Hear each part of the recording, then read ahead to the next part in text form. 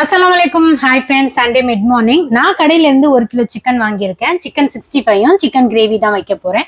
Chicken 65க்கு உப்பு, இஞ்சி பூண்டு பேஸ்ட், சிக்கன் மசாலா, மிளகாய் தூள், தயிர் போட்டு மேரினேட் பண்ணி வச்சிருக்கேன்.